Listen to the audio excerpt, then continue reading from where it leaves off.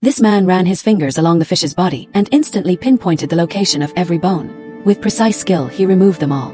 Then, he tossed the fillet toward his opponent. The opponent swiftly sliced the fish into neat pieces, then made a delicate cut along the skin, perfectly separating the flesh without damaging the skin. The audience was amazed by the duo's culinary prowess, but the man wasn't satisfied.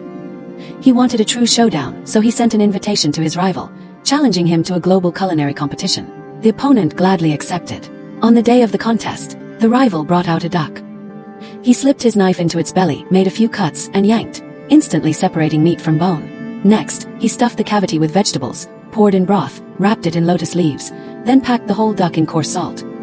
He stir-fried an entire bag of salt until it reached the perfect temperature, then buried the duck inside. A gentle knock with his hand, and the dish was complete. One light slice, and the aroma exploded forth. The judges were full of praise for the duck. As for the man, he made caramelized foie gras.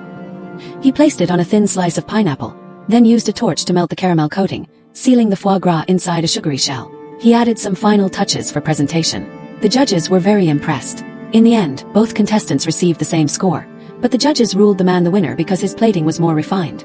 The rival stormed off in frustration, but the man didn't feel victorious either. He soon discovered the real reason he won. His boss had bribed the judges behind the scenes, all to secure a spot in the international competition. But the boss didn't plan for the man to compete. He wanted the man's girlfriend to enter instead. It turned out the girlfriend had long since sided with the boss. She even exposed a devastating secret. The man had lost his sense of taste long ago. The only reason he could still cook was because of his trusted recipe notebook. With that notebook, anyone could win. Devastated, the man ended up wandering the streets, where he coincidentally ran into his old rival. The two talked all night and surprisingly developed a mutual respect. They decided to join forces, using the man's hard-earned qualification to enter the international culinary tournament. The competition soon began.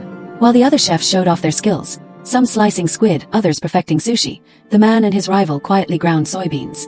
Using an old-fashioned stone mill, they created an incredibly smooth soy milk. Combining their unique skills, they crafted a single dish, tofu. Compared to the lavish dishes from world-class chefs, their tofu seemed plain and unassuming. But once the judges tasted it, they awarded the duo first place.